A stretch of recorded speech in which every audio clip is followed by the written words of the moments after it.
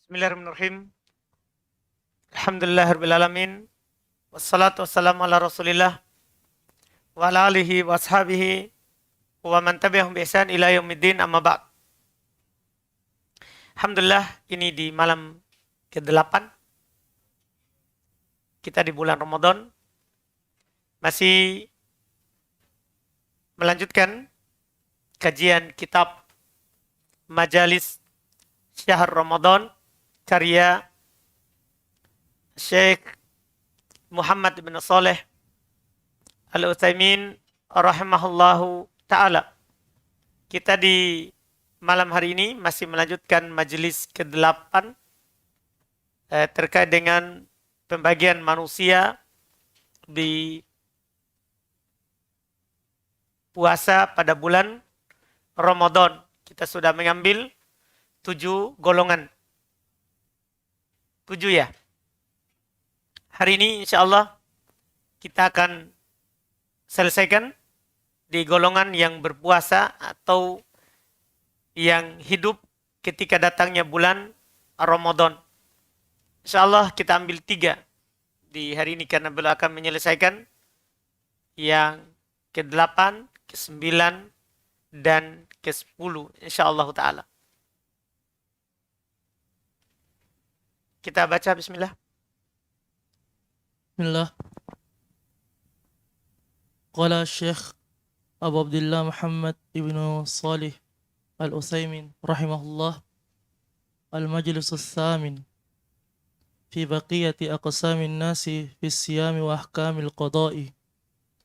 Alhamdulillahi wahidil azim al-jabbar al-qadiru qawil qahhar al-muta'ali an tutrikahul khawatir wal absar wasama kullul makhlukin bisimatil iftikar wathara athara qudratihi bitasrifil layli wan nahar yasma'u aninal mutnifi yashku ma bihi minal adrar wa yubsiru dabiban namlatis sawda'i fil laylatil dhulma'i alal ghor wa ya'lamu khafiyya dhamairi wa maknunal asrar sifatuhu kadhatihi wal mutashabbihatu kuffar nukirru bima wasafa bihi nafsahu ala ma ja'a fil qur'ani wal akhbar. Afaman assasa bunyanahu ala taqwa minallahi wa ridwanin khairun amman assasa bunyanahu ala syafa jurufin har. Ahmaduhu subhanahu alal masarri wal maddar. Wa asyhadu an la ilaha illallah wahdahu la syarika lah al-mutafarridu bil khalqi wat tadbir wa rabbuka yakhluqu ma yasha wa yakhtar wa asyhadu anna muhammadan abduhu wa rasuluh afdalul anbiya'i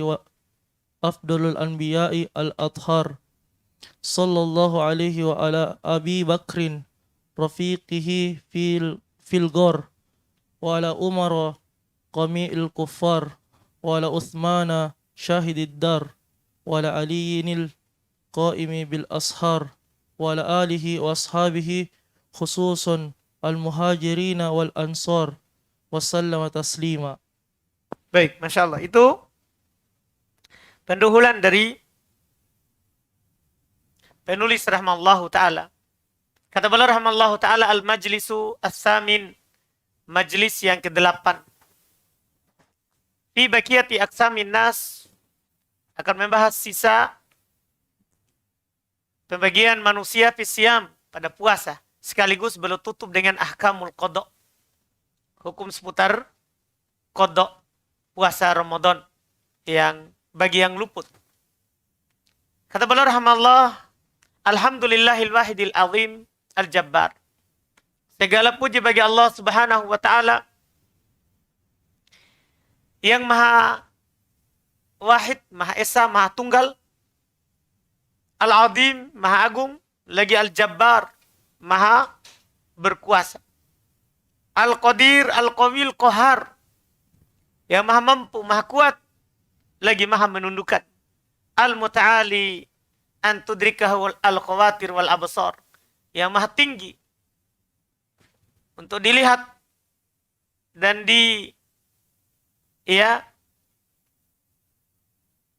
liputi oleh pikiran dan pandangan. Itu Allah itu meliputi segala sesuatu. Tidak diliputi oleh apapun. Bahkan pada pikiran dan pandangan. Allah Maha Besar. Wasama kulla makhlukin bisamatil ibtiqar. Allah Subhanahu wa taala menandai seluruh makhluk dengan tanda kefakiran. Allah Subhanahu wa taala telah menetapkan untuk kita seluruhnya makhluk di langit ataupun di bumi semuanya butuh kepada Allah.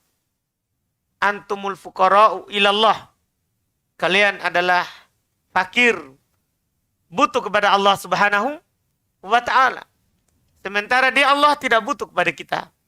Karena Allah As-Samad, Allah Subhanahu wa taala tidak butuh kepada apapun, tapi segala sesuatu butuh kepadanya. Segala sesuatu butuh kepadanya. Wa adharu atharu qadratihi bitasrifi laili wan nahar. Masya Allah. Allah Subhanahu wa taala menampakkan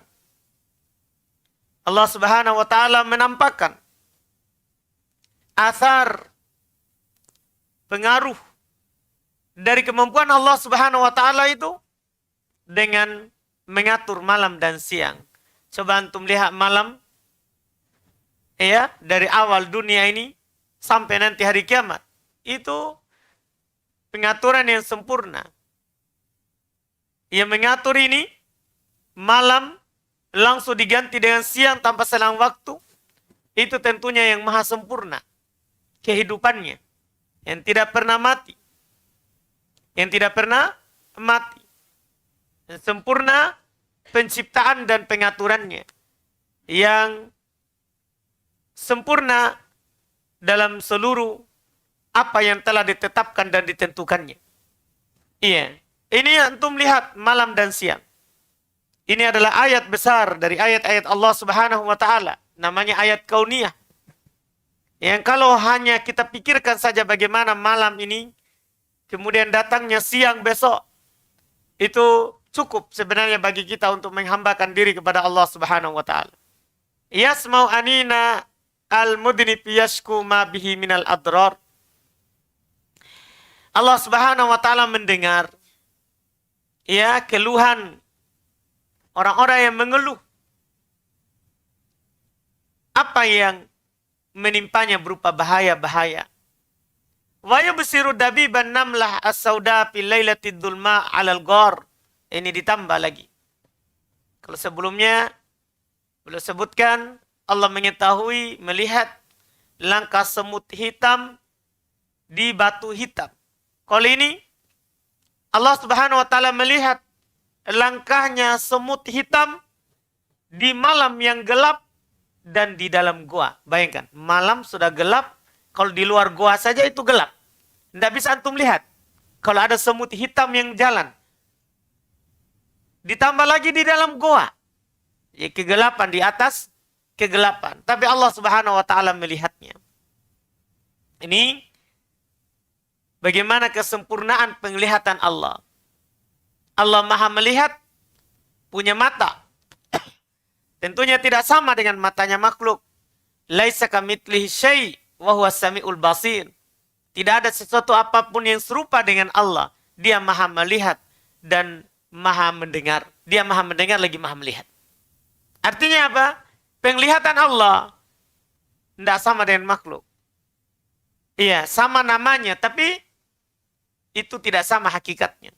Karena tidak ada sesuatu apapun yang serupa dengan Allah Subhanahu wa ta'ala. Wa ya'lamu khafiyya ad-dhamairi. Allah Subhanahu wa ta'ala mengetahui tersembunyi di dalam hati. Wa maknunul asrar, yang tersembunyi dalam rahasia-rahasia yang dirahasiakan. Sifatuhu kadatih. Masya Allah. Sifat Allah seperti dat Allah.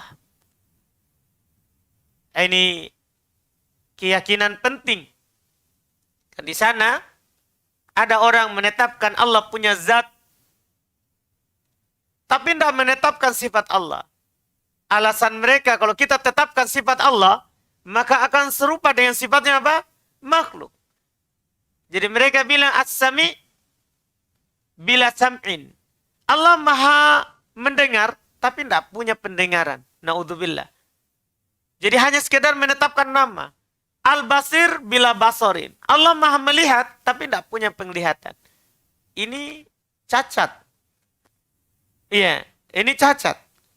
Kita harus menetapkan sifat Allah seperti zatnya. Artinya, kalau kita menetapkan Allah punya zat, tidak sama dengan zatnya makhluk, maka Allah punya sifat, tidak sama dengan sifatnya makhluk. Wal musyabbihatu kuffar. Siapa yang menyerupakannya, maka kafir. Kalau ada orang yang menyerupakan sifat Allah dengan sifat makhluk, kafir. Contoh misalnya Allah punya tangan. Karena ada dalam ayat Al-Quran. Bal yadahu mabsuutatan. Bahkan kedua tangan Allah selalu terhampar. Iya. Demikian pula dalam hadis Nabi SAW. Innallaha yabsutu yadahu bil-lail. Allah subhanahu wa ta'ala selalu membuka tangannya di malam hari. Ini kan dalil Al-Quran dan hadis bahwa menetapkan bahwa Allah punya tangan. Kita harus menetapkan itu karena Allah dan Rasulnya yang menetapkannya.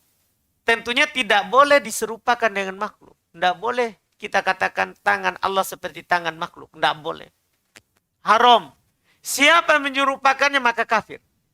Kenapa kafir? Karena mengingkari Al-Quran. Allah kan bilang, laisa kamitslihi syai'. Tidak ada sesuatu apapun yang serupa dengan Allah. Tiba-tiba ada orang bilang tangan Allah seperti tangan makhluk. Kafir. Keluar dari agama Allah subhanahu wa ta'ala. Na'udzubillah. Nukiru bima wasafa bihi nafsah. Kita harus mengakui dan menetapkan apa yang Allah subhanahu wa ta'ala sifatkan dirinya. Wajib kita tetapkan seperti itu. Ketika kita mendengarkan dalam Al-Quran, Allah subhanahu wa ta'ala punya wajah. Seperti firman Allah subhanahu wa ta'ala dalam surah Ar-Rahman. Apa ayatnya? Wa yabqa wajhu rabbika dzul jalali wal ikram. Dan yang kekal itu wajah Rabbmu. Ini kan kata Allah, wajah Rabbmu yang memiliki kemuliaan. Ini penetapan bahwa Allah punya wajah. Ketika kita menetapkan ini wajib, kita tetapkan seperti itu dan kita hindari. Wajah Allah tidak sama dengan wajah makhluk. Karena tidak ada serupa dengan Allah subhanahu wa ta'ala. Wajib kita tetapkan. Alama ja'a fil Qur'ani wal akhbar. Atas apa yang datang dalam Al-Quran, demikian pula hadits. Dari hadits Nabi sallallahu alaihi wasallam. Tidak boleh kita menolaknya. Afaman assasa bunyanahu ala taqwa minallahi wa ridwanin khairun amman assasa bunyanahu ala syafa jurufin har. Apakah orang yang membangun bangunannya di atas takwa dari Allah dan ridho dari Allah itu lebih baik daripada orang yang membangun bangunannya tapi di atas jurang yang sedikit saja maka dia akan jatuh dalam jurang itu. Artinya, ya, kita wajib menetapkan apa yang ditetapkan oleh Allah, kan itu adalah bangunan yang kuat. Tidak boleh kita tetapkan sesuatu dengan bangunan yang lemah, yaitu seperti koedah filsafat. Kata beliau Ahmaduhu subhanahu alal masari wal madar. Saya memuji Allah subhanahu wa ta'ala atas seluruh kemudahan, seluruh perkara-perkara yang baik. Ya, demikian pula seluruh perkara yang ada dorornya dari takdir-takdir yang menyakitkan. Kita tetap memuji Allah karena tuntunan Nabi kita Muhammad SAW, kalau kita mendapatkan nikmat, kita baca Alhamdulillah bini'imatihi tatimmus sholihat. Dalam hadis Aisyah, segala puji bagi Allah, dengan nikmatnya sempurna kebaikan. Kalau kita mendapatkan perkara yang tidak mengenakan, takdir yang buruk, maka kita juga membaca Alhamdulillah ala kulli hal. Segala puji bagi Allah di atas setiap keadaan. Ini yang dituntunkan. Kita selalu memuji Allah di atas kemudahan yang kita dapat atau di atas kesulitan yang kita dapat.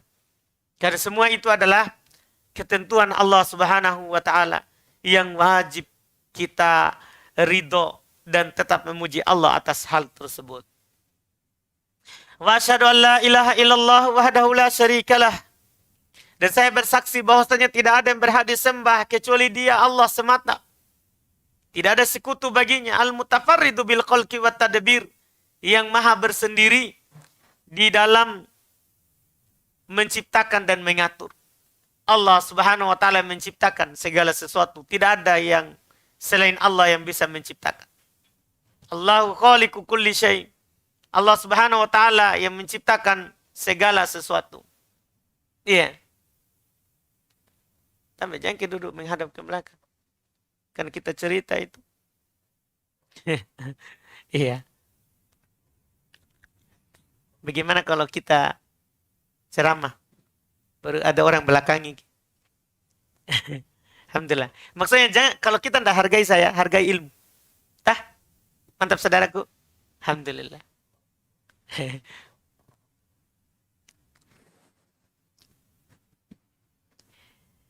Jadi ini kata beliau rahmatullah. Saya bersaksi kepada Allah semata yang tidak ada sekutu baginya, yang bersendiri dalam menciptakan dan mengatur. Tadi saya mau sebutkan ayat bahwa Allah yang menciptakan segala sesuatu. Allahu khaliqu kulli syai'. Allah Subhanahu wa taala yang menciptakan segala sesuatu. Semuanya. Itu Allah yang menciptakan. Demikian pula Allah yang mengatur seluruhnya.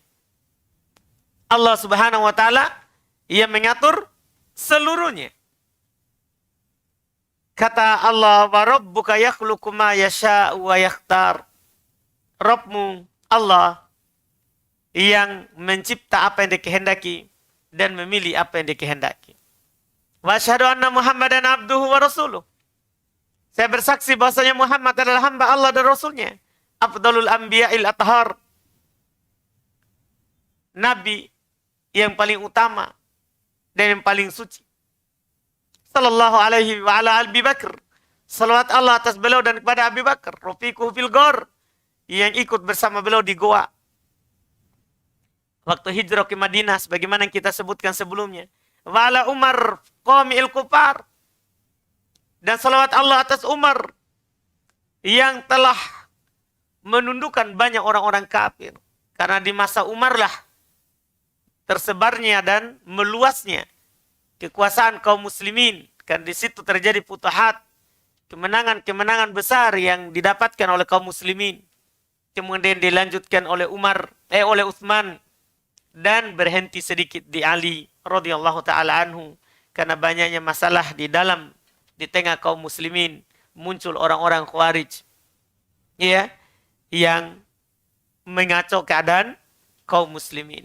Makanya dibilang di sini wa ala Umar qamil kufar. Dan atas Umar yang telah menundukkan banyak dari orang kafir. Wa ala Utsman syahidid dar. Salawat Allah kepada Utsman juga yang mati syahid, belum meninggal di dalam rumahnya. Wa ala Ali al-qaim bil ashar. Dan salawat Allah kepada Ali yang juga selalu berdiri di waktu sahur. Iya, selalu salat malam. Wa ala alihi wa ashabihi khususan al-muhajirin wal ansar wa sallama taslima. Dan atas keluarga beliau, para sahabat beliau, secara khusus orang muhajirin dan ansar wa sallama taslima. Ini Masya Allah. Ya, kalau antum lihat sebenarnya pendahuluan yang diberikan oleh Syekh Ibnu Taimiyah rahimallahu taala itu ia sangat bermanfaat untuk kita. Kemudian beliau lanjutkan. ثم قال الشيخ إخواني قدمنا الكلام عن 7 الأقسام من أقسام الناس في الصيام وهذه البقية الأقسام. Kata beliau, saudara-saudaraku, kami telah mendahulukan pembicaraan atas 7 jenis manusia dari jenis-jenis mereka di dalam bulan Ramadan. Antum sudah dapatkan banyak dari golongan mereka, ada yang wajib berpuasa, ada yang tidak wajib berpuasa, ada yang diberikan udzur untuk tidak berpuasa walaupun wajib baginya, sudah lewat sebagiannya 7. Dan sekarang beliau akan sebutkan sisanya, yaitu beliau katakan di awal di pertemuan yang lalu, di majelis yang ke-6 semuanya ada 10. Jadi sudah 7.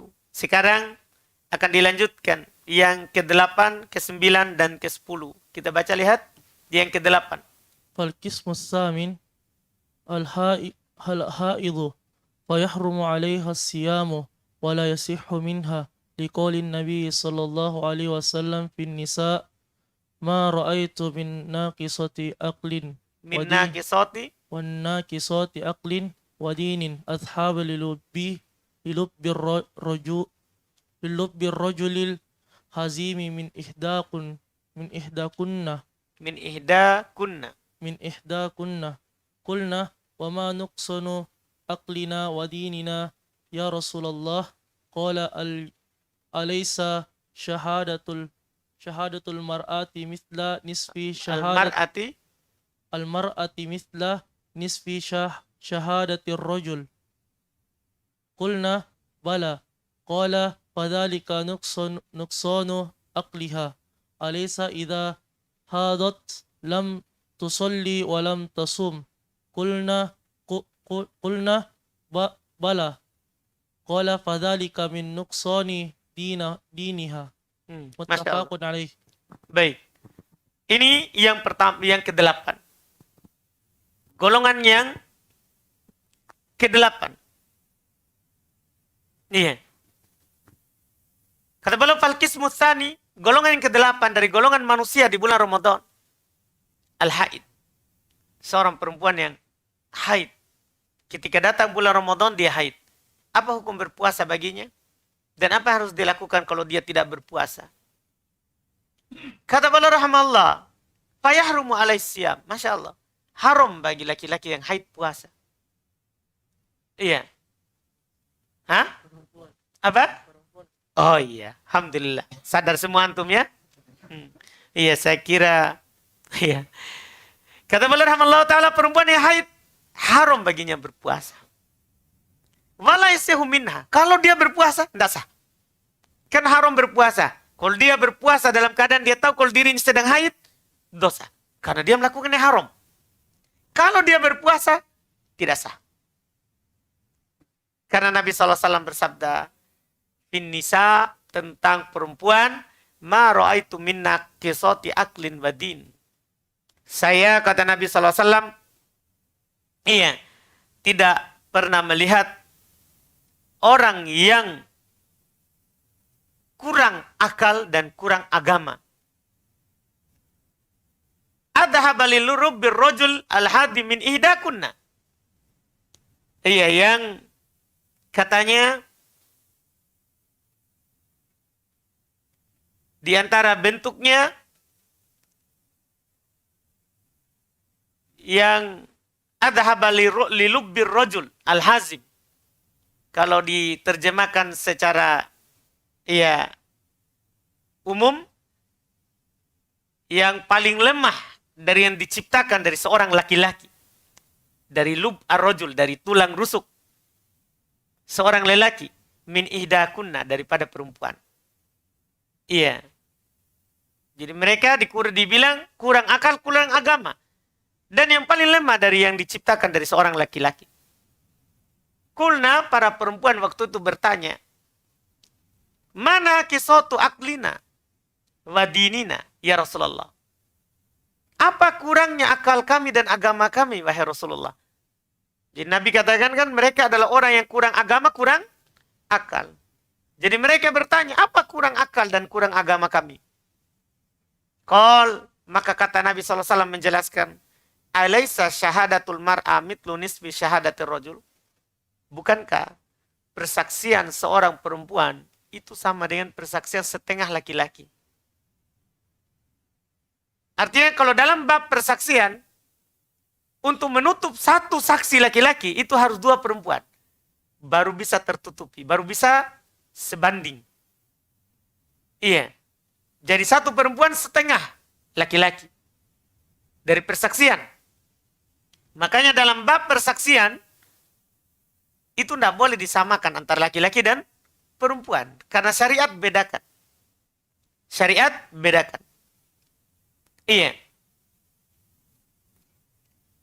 Ini yang dikatakan oleh Nabi SAW. Maka mereka bilang, iya betul. Nah itulah kurang akal namanya. Untuk menyempurnakannya, butuh dua orang perempuan. Baru sama dengan satu laki-laki. Fadhalika nuqsanu akliha. Itulah kurang akal namanya. Kemudian Nabi melanjutkan, Alaysa idha hadat lam tusalli wa lam tasum. Ini yang menjadi poin kita. Bukankah kalau dia haid, tidak sholat, tidak puasa? Kata mereka, bala. Iya. Fadhalika min nuqsani diniha. Itulah kurang agamanya. Ini menunjukkan bahwa perempuan yang sedang haid itu tidak berpuasa. Itu tidak berpuasa. Kalau keluar dari haidnya. Tidak berpuasa. Bahkan para ulama menyebutkan kalau keluar dari haidnya walaupun sejenak sebelum matahari terbenam, batal puasanya. Batal puasanya. Iya. Ini karena haidnya seorang perempuan itu membuat puasanya tidak sah, satu. Kemudian yang kedua, ya, mengharuskan batal puasanya. Karena tidak sah tadi, mengharuskan langsung batal. Mengharuskan langsung batal. Dan disebutkan juga oleh ulama rahimahumullah, kalau dia suci di tengah hari di bulan Ramadan, juga tidak sah langsung dia puasa waktu itu. Karena puasa Ramadan butuh niat dari malam. Paling lambatnya adalah sebelum fajar. Ini yang mereka sebutkan. Demikian pula perempuan yang nifas, sama hukumnya. Tahu nifas? Yaitu seorang perempuan yang keluar darah saat melahirkan atau setelah melahirkan. Sama hukumnya. Antara yang haid dan nifas. Misalnya sekarang dia lagi hamil besar. Nanti tiba-tiba tengah Ramadan melahirkan. Tentunya akan ada darah nifas. Maka ketika itu tidak boleh lagi dia berpuasa. Dan kalau dia berpuasa, tidak sah puasanya. Tidak sah puasanya. Ini hukum yang ke-8 dari golongan manusia yang datang bulan Ramadan, ya, dia haid, demikian pula dia nifas. Sekarang yang ke-9. Summa qala al-qismu at-tasi' al-mar'ah idza kanat murdi'an aw hamilan wa khafat 'ala nafsiha aw Ala nafsiha, aw ala walidi minas alal waladi. على الولد من الصوم فإنه تفطر لحديث أنس بن مالك الكعبي رضي الله عنه قال رسول الله صلى الله عليه وسلم إن الله وضع عن المسافر شطر الصلاة وعن المسافر والحامل والمرضع الصوم أو الصيام أخرجه الخمسة وهذا لفظ ابن ماجه ويلزمها القضاء بأعداد الأيام التي أفطرت حين يتيسر لها ذلك ويزول عنها الخوف كالمارد إذا برئ. Baik, Masya Allah. Ini yang ke-9.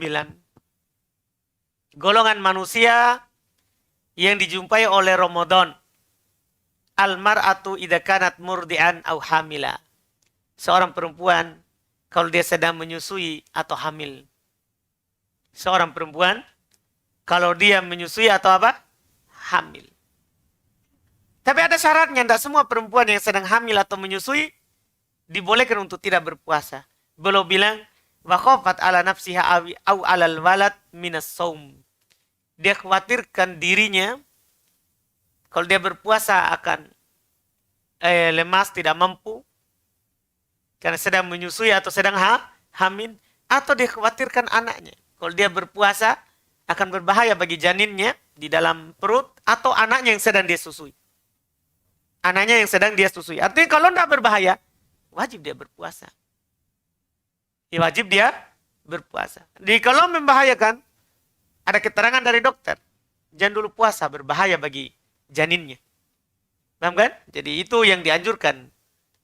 Sebelum datang bulan Ramadan, supaya kita hukumnya nanti yakin, periksa dulu di dokter. Kita bawa ke sana, tanya, gimana nanti puasa? Kalau dokternya bilang, insya Allah dokter juga, Masya Allah. Karena mereka yang tahu keadaannya. Paham kan? Iya. Mereka yang tahu keadaannya. Ini nanti kalau ibunya puasa, berbahaya nggak atau tidak bagi bayinya. Dokter tahu.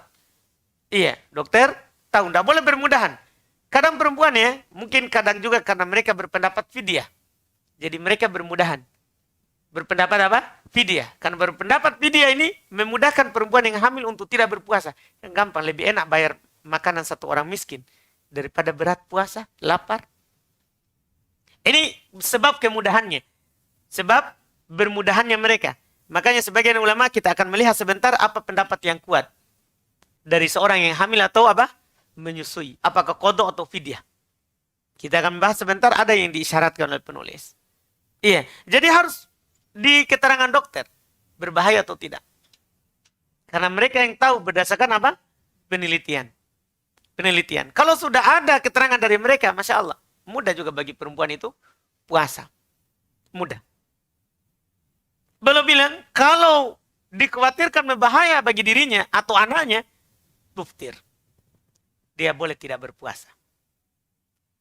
Boleh tidak berpuasa. Kami ingatkan, yaitu keterangan dokter. Karena dia yang tahu. Kita tidak boleh sembarang melakukan itu. Karena nanti kita akan bermudahan dengan rukun Islam. Ini kan rukun Islam. Berpuasa. Iya. Apa dalilnya kalau boleh berbuka bagi perempuan hamil atau sedang menyusui?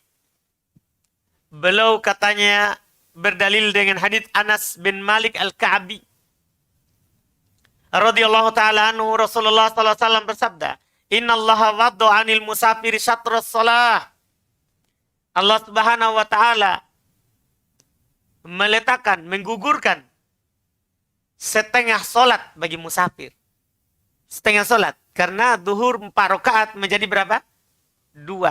Asar 2. Maghrib tetap 3. Isya 2. Kan setengah.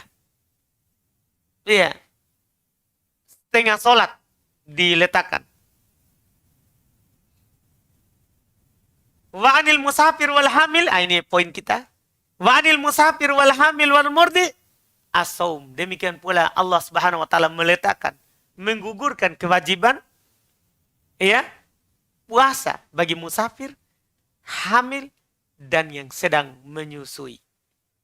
Ini diriwayatkan oleh Imam 5 dan ini lafaz Ibnu Majah. Kemudian belum mengingatkan wa yalzamuhal qadha. Ini pendapat Asy-Syaikh Ibnu Utsaimin. Dan wajib baginya untuk qadha, bukan fidyah. Bi'adadil ayyamil lati aftarat. Sesuai dengan bilangan yang dia tidak berpuasa. Hina yatayassar laha dzalik. Ketika itu dimudahkan, kecuali dipersulit lagi, sulit baginya untuk qadha.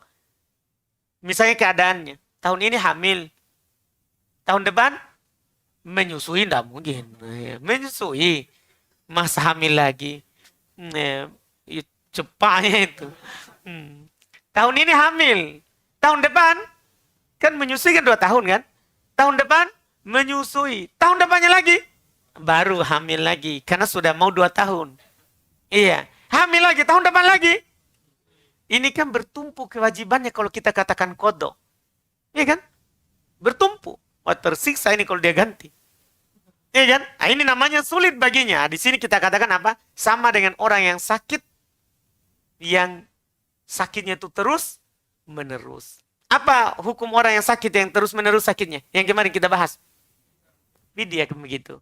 Tapi kalau ini bentuknya mudah baginya, maka dia qadha.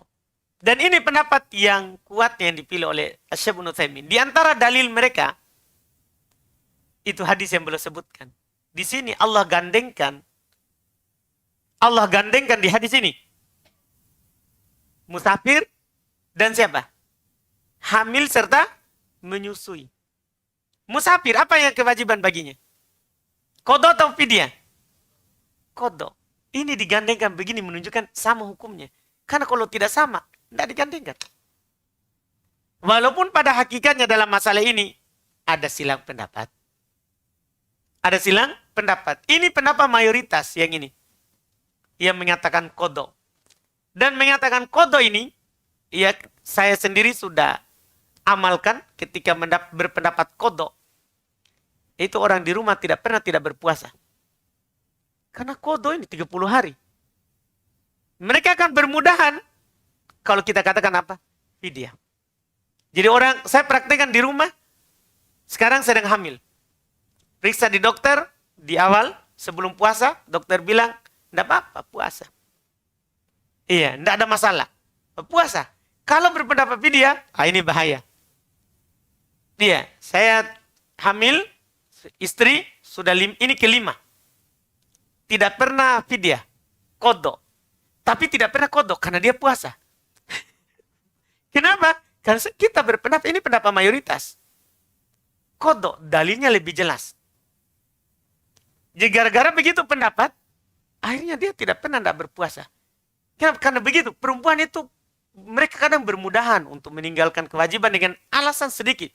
Apalagi alasan banyak. Alasan sedikit saja, itu kan perempuan. Kurang akal, itu masalahnya perempuan.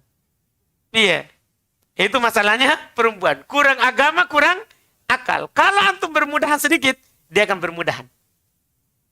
Dia kan bermudahan. Padahal pendapat yang kuat adalah qadha. Adalah qadha. Walaupun ada yang berpendapat, sebenarnya yang berpendapat fidyah, itu mereka berdalil dengan perkataan Ibnu Abbas.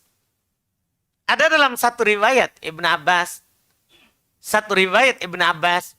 ya, yang menjelaskan bahwa perempuan yang hamil atau menyusui itu fidyah, tidak qadha. Karena dia mirip dengan orang tua yang tidak mampu berpuasa. Apa hukum orang tua yang tidak mampu berpuasa? Sudah kita ambil juga. Fidyah atau qadha? Fidyah. Sudah lewat juga bagi kita. Ya kan? Mereka katakan seperti itu. Enggak. Itu dijawab semuanya. Pertama, Ibnu Abbas punya dua riwayat. Satu qadha, satu fidyah. Jadi, kalau sudah periwayatannya berbeda, itu sudah tidak bisa dijadikan hujah. Karena syarat untuk berdalil dengan pendapat sahabat, dijadikan hujah, syaratnya pertama tidak menyelisih dalil, yang kedua tidak ada sahabat lain yang menyelisihnya. Ini beliau sendiri punya dua pendapat. Jadi tidak bisa antum jadikan hujah. Tidak bisa dijadikan hujah. Ini alasan Syekh Ibnu Utsaimin. Ditambah lagi, dalil yang lebih jelas. Ini yang ada di buku. Nabi gandengkan musafir dengan orang hamil dan menyusui. Ini yang paling kuat. Makanya kenapa mayoritas lebih memilih ini. Lebih memilih ini. Walaupun yang berjalan di masyarakat kan apa? Fidyah. Sulit kita mau mengangkat itu. Ditambah lagi itu tadi. Dicintai oleh ibu-ibu itu pendapat. Antum kenapa dicintai oleh ibu-ibu? Santai. Bisa rasakan makanan. Iya, bukan lagi dirasakan di lidah, tapi ditelan. Karena lagi menyusui. Lagi hamil. Begitu. Ini banyak bermudahan dari ibu-ibu. Dalam masalah ini. Makanya ini pendapat sebenarnya yang paling cocok. Kecuali memang ada dorol dari dokter, itu kan dokter yang jelaskan. Tidak boleh ke ini puasa. Karena usia kandungan masih usia muda. Iya. Rawan. Dan sama juga dengan menyusui. Nanti anakmu masih butuh air susu. Kalau kamu berpuasa, kurang air susunya. Kan begitu. Nah, ini bahaya bagi anak. Memang keterangannya di situ. itu baru kita tidak berpuasa. Dan hukumnya kodok. Hukumnya apa? Kodok. Itu pendapat yang kuat. Walaupun agak ya sulit kita kuatkan pendapat ini tadi. Itu tadi. Paham kan? Iya. Karena juga kalau guru kami Ustadz kalau di Yaman kodok. Kalau Ustadzul fidyah. Cuman terakhir beliau bilang perlu ditengok pendapat jumhur mayoritas. Karena masalahnya memang berdasarkan apa yang berjalan dari Ustadzul Qaedah beliau, seharusnya beliau ambil pendapat mayoritas. Seharusnya. Karena biasanya beliau kalau dalilnya seperti itu, beliau akan memilih pendapat mayoritas. Beliau akan memilih pendapat mayoritas. Iya. Sulitnya begitu tadi. Sulitnya orang terima pertama karena kita ya memang berbeda. Di situ kan, tapi kan tidak bisa kita taklid. Karena dalil dari Syekh Utsaimin, bukan saya menyelisihinya. Saya siapa tahu nih. Kan begitu. Bukan saya menyelisihi. Kadang orang kan, apa toh itu. Ya, beraninya dia selisih. Bukan saya, ini Syekh Utsaimin. Yang selevel begitu. Kalau saya, sumur langit dan sumur bor. Jangan dibandingkan. Cuman kenapa kita pilih? Bukan karena sayanya. Tapi karena memang dalilnya yang penjelasan Syekh Utsaimin lebih begitu. Lebih kita terima. Yang lebih kuat yang beliau jelaskan. Antum bisa pahami kan? Jadi menyelisihinya memang, kalau menyelisih guru sendiri kan sulit. Iya, berat. Paham kan? Apalagi antum tumbuh di Makassar. Iya, itu orang akan mencela. Itu hal biasa. Gara-gara ini saya banyak juga dicela sama orang. Tapi hal biasa. Santai, ini kan masalah fikih. Orang punya dalil. Orang punya dalil. Santai saja. Yang mencela itu karena tidak tahu saja. Tidak tahu. Orang rata-rata belum belajar. Belum belajar. Gara-gara begini kadang saya dikatakan, jangan tanya sama itu. Sembarang ngomong. Iya, Anda dikirim sama teman. Santai saja. Saya bilang gak usah. Iya, gak usah dilayani orang begitu. Biasa saja. Masa gara-gara begitu kita berkelahi. Iya. Jadi santai. Ini kan bukan dua pendapat sebenarnya dalam masalah ini. Ada 4 pendapat. Antum bisa baca pembahasan saya di kitab semua tentang puasa Ramadan pas di bab fidyah. Dalam masalah ini ada 4 pendapat, bukan 2. Tapi yang paling terkenalnya itu 2. Yaitu fidyah atau apa? Qadha. Dan antum sudah lihat sendiri pendapat Syekh Ibnu Utsaimin, beliau bilang apa yang beliau katakan? Wa yalzamuha. Tahu yalzamu, wajib. Maksudnya itu kata ilzam. Wajib baginya untuk qadha, ya, sesuai dengan yang dia tinggalkan. Sesuai dengan yang dia tinggalkan. Ini golongan yang ke-9. Jadi antum bisa keluar dengan kesimpulan yang hamil atau menyusui diberikan udzur untuk tidak berpuasa kalau dia khawatirkan dirinya atau dia khawatirkan apa? Anaknya. Jika dia berpuasa, boleh berbuka, boleh tidak berpuasa. Terus yang wajib baginya adalah apa? Qadha, tidak fidyah kalau mudah baginya. Kecuali sulit yang seperti kasus yang Anda sebutkan tadi itu. Ya, pertama nikah, hamil, datang puasa berikutnya, menyusui. Setelah itu hamil lagi. Setelah itu menyusui lagi, hamil lagi, sampai 10 anaknya. Begitu. Kalau kita katakan qadha, 10 tahun. Ya kan? 10 kali 30. Hah? 300 hari. Hah? 1 tahun dia qadha ya kerjanya. Kapan suaminya? Menderita suaminya. Iya kan? Kan sebulan ini saja dia menderita. Iya kan? Begitu. Apalagi mau setahun. Puasa terus. Ini kan berat baginya. Berat. Ini makanya belum persyaratkan tadi. Lihat. Ini semuanya sesuai dengan hikmah begitu. Makanya boleh ingatkan. Wajib qadha. Tapi boleh ingatkan. Hina yatayassar laha dalik.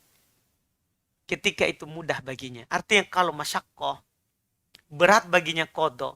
Ya al-masyaqqah tu tajlibu taysir. Itu namanya kaidah lagi.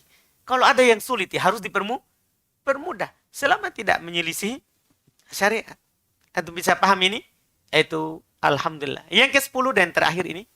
ثم قال الشيخ القسم العاشر من احتاج للفطر لدفع ضرورة غيره كإنقاذ معصوم من غرق أو Gorokin. من غرق أو حريق أو حتم أو نحو ذلك فإذا كان لا يمكنه إنقاذه إلا بالتقوي عليه بالأكل والشرب جاز له فطر بل وجب الفطر حينئذ لأن إنقاذ المعصوم من الهلاكة واجب وما لا يتم الواجب إلا به فهو واجب ويلزمه قضاء ما أفطره. Masya Allah. Selesai. Kata beliau yang ke-10. Man ihtaja lil fitri lidaf'i darurati ghairihi. Siapa yang butuh untuk berbuka, untuk makan, untuk menolak doror dari orang lain. Beliau akan contohkan sebentar. Ka'inqadi ma'asum. Seperti untuk menyelamatkan orang yang ma'asum. Yaitu, ma'asum itu orang yang haram untuk dibunuh. Haram untuk dibunuh. Berupa gorok. Ya, apakah dia akan tenggelam? Ada orang akan tenggelam di air, tentunya. Iya. Antum tidak mampu menolongnya kecuali setelah makan. Antum langsung makan cepat, minum, baru pergi ke sana. Tolong, harus antum minum. Ini kasus maksudnya kalau terjadi. Demikian pula harik atau akan terbakar. Ada orang kebakaran. Antum puasa. Antum puasa, tidak ada bahaya bagi antum. Tapi ada orang yang mau antum selamatkan. Tidak mampu antum pergi selamatkan kecuali antum apa? Makan atau minum. Maka antum makan baru langsung terbang. Antum paham ini? Bisa. Au hadam atau kena longsor. Sama juga. Antum tidak mampu gali ini yang tertanam ini masih hidup. Antum tidak mampu gali kecuali apa? Makan atau minum. Sudah makan atau minum. Untuk menyelamatkan darurat itu namanya. Itu namanya darurat. Ini paling terakhir keadaan. Orang yang boleh untuk tidak berpuasa di bulan Ramadan. Kalau darurat, boleh dia berbuka. Boleh dia berbuka. Darurat di sini atas dirinya ataupun atas orang lain. Boleh. Misalnya antum berpuasa. Wah, kalau antum tahan ini masih 3 jam, antum akan mati rasanya. Nah, darurat antum minum. Boleh untuk minum. Kan daripada mati. Daripada mati. Demikian pula orang lain. Untuk menyelamatkan orang lain. Sama. Yang kata beliau, فَإِذَا كَانَ لَا يُمْكِنُهُ إِنْقَاذُهُ إِلَّا بِالتَّقَوِّ عَلَيْهِ بِالْأَكْلِ وَالشُّرْبِ. Kalau tidak mungkin untuk menolongnya kecuali dengan harus kuat dulu dengan makan atau dengan minum atau makan. Jazalahul fitru. Masya Allah. Boleh bagi untuk tidak berpuasa. Boleh berbuka. Boleh berbuka ketika itu. Kenapa? Li'anna inqadal ma'sumi minal halakati wajibun. Perhatikan ini. Karena menyelamatkan orang yang terjaga, darahnya yang tidak boleh dibunuh, itu dari kebinasaan wajib. Wajib kita menyelamatkan orang. Wa ma la yatimul wajib illa bi wajib. Apa yang tidak sempurna kewajiban kecuali dengannya, itu wajib. Itu wajib. Kan tidak sempurna kita menolong orang kecuali dengan makan atau minum. Maka wajib kita makan atau minum. Iya, maka dan wajib baginya kodok nanti.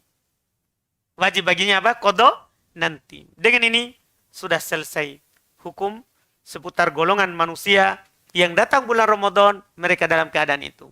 Jadi sekarang kita sudah tahu semuanya hukumnya.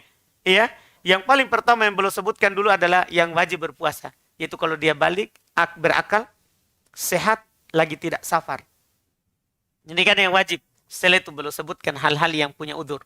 Golongan manusia yang punya udur. Alhamdulillah, iya, di 3 kali pertemuan ini, kita dapat ilmu banyak tentang golongan manusia. Jadi nanti antum bisa membedakan orang-orang. Datang puasa, dia punya udur atau tidak. Dia boleh berpuasa atau tidak. Kalau dia tidak berpuasa, kodok atau fidyah. Nah, itu semua antum sudah tahu. Alhamdulillah. Masya Allah. Walaupun ini saya katakan dulu di awal sebenarnya dalam pembahasan fikih, tapi belum masukkan juga di majelis Ramadan karena ini penting bagi kita ketahui. Alhamdulillah. Insya Allah besok baru kita lanjutkan lagi di majelis yang ke-9. Kita cukupkan. Siapa yang mau baca besok? Hadir kemarin siapa yang tunjuk? Tidak ada yang tunjuk ya? Oh tadi Ji. Oh Masya Allah. Siapa yang baca besok? Hmm? Siapa? Antum? Ada di buku? Oh itu Ji, ganti-ganti. Oh, alhamdulillah. Baik. Kita cukupkan subhanakallahumma hamdika asyhadu an la ilaha illa anta astaghfiruka wa atubu ilaik.